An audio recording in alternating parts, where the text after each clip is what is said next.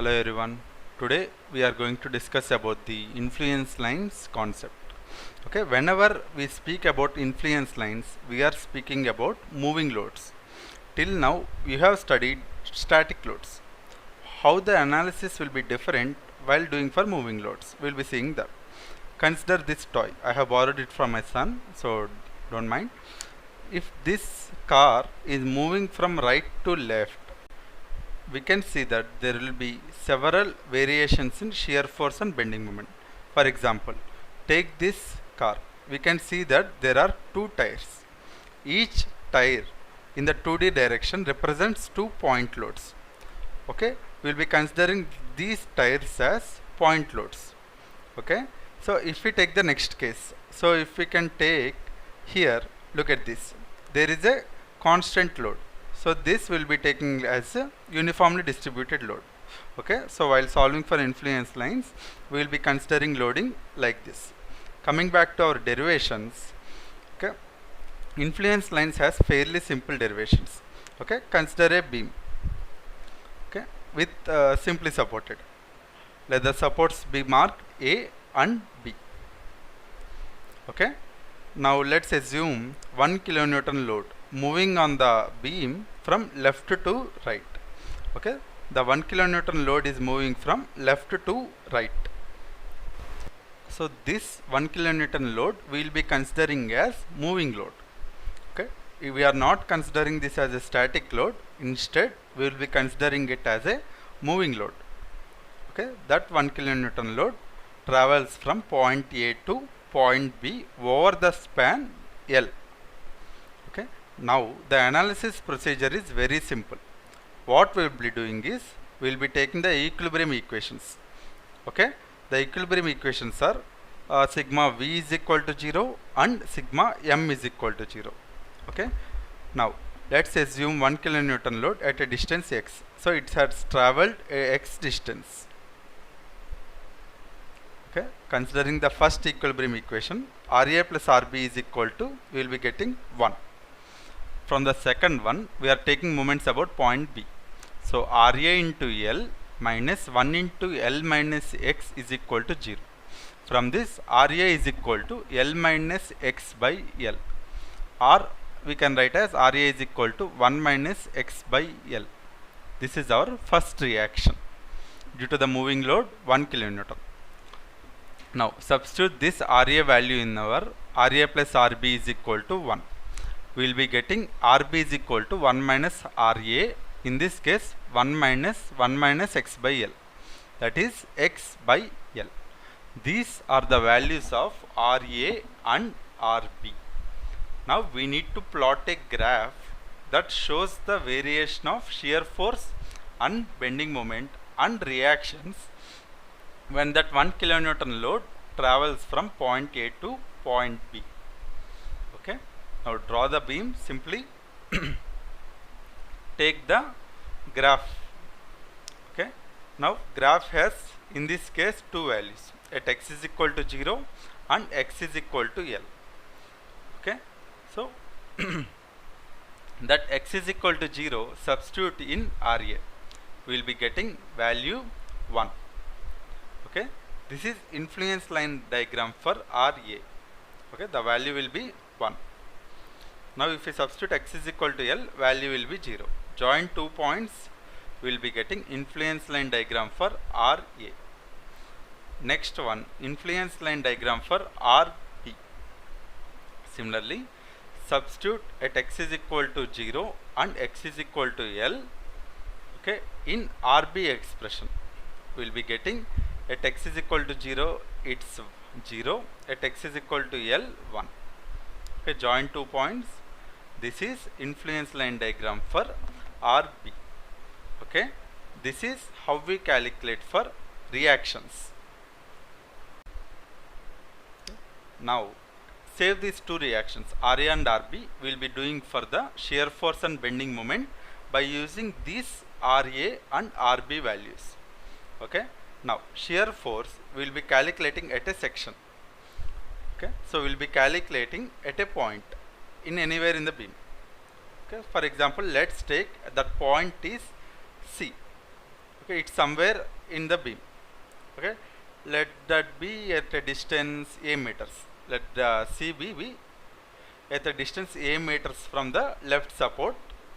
Okay, and distance b meters from the right support. So total span is L. Okay, so we already have the reactive components, that is Ra is equal to 1 minus x by L and Rb is equal to x by L. In this case, since the load is traveling from A to B, we will be taking two cases. First case is when 1 kilonewton load is between A and C. Okay, so first case is when 1 kilonewton load is between A and C, we will be calculating shear force at a section. Okay,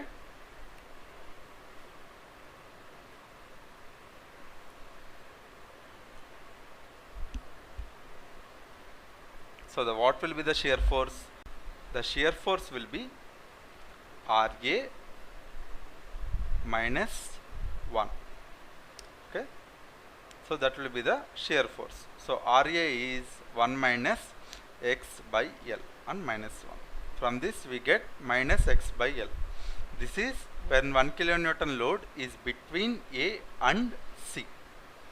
Okay, now coming to the second case, when 1 kilonewton load is between C and B. Okay, let's draw the diagram first.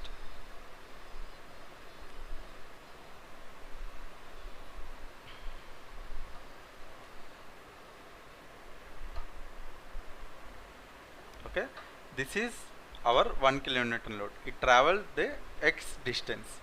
That x distance is now between C and B.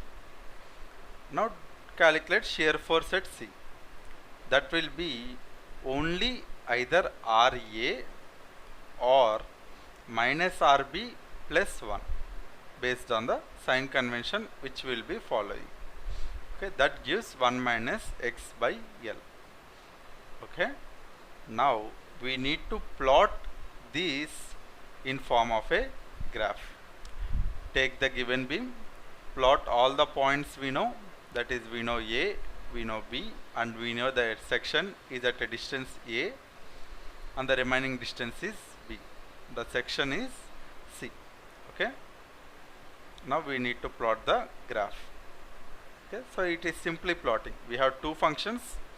Okay, we need to plot these functions. The first function is when x is equal to 0.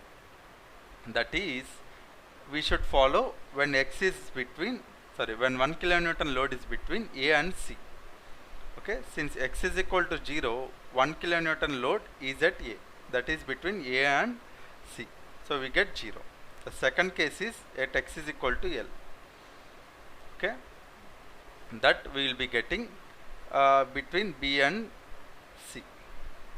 Okay, now simply substitute the values in the left and right expression.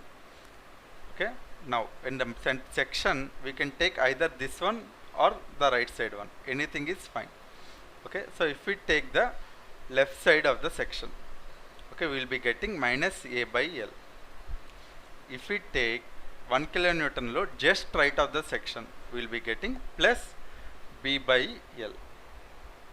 Okay, so we need to consider just left of the section, just right of the section. Okay, then the resultant graph is influence line diagram for shear force at a section C. Okay, now going on to the bending moment.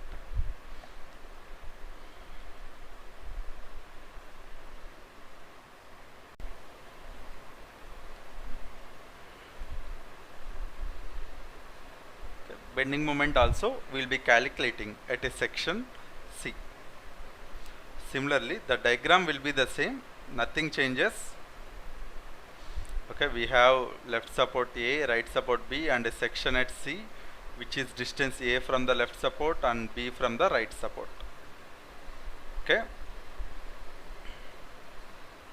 simply Ra is equal to 1 minus x by L, Rb is equal to x by L. Okay, in this also our 1 kilonewton load travels on the beam A to B. Okay, when 1 kilonewton load is between A and C, we have a certain bending moment value. When 1 kilonewton load is between C and B, we will be having another value.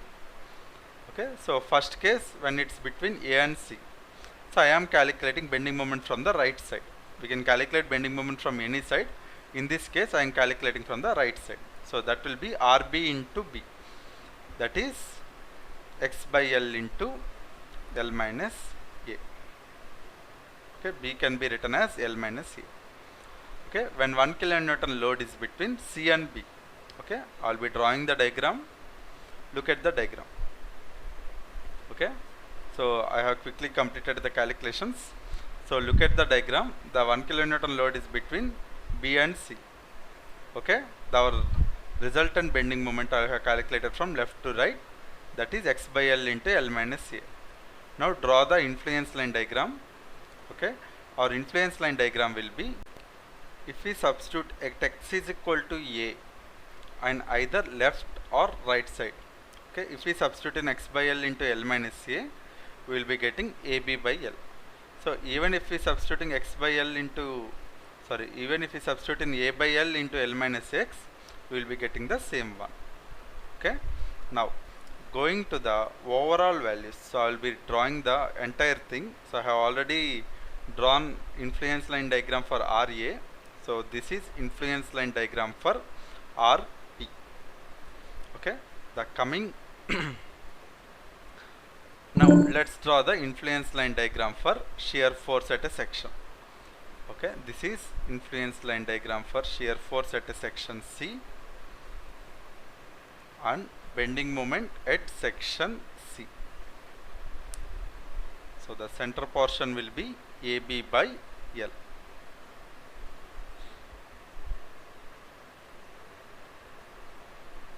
Okay, ILD for shear force at C, ILD for bending moment at C. Once we got these influence lines, what we need to do? Okay, first remember those values 1, okay, A by L, B by L and AB by L. These all are called as ordinates. Remember this term? These are called as ordinates. Okay.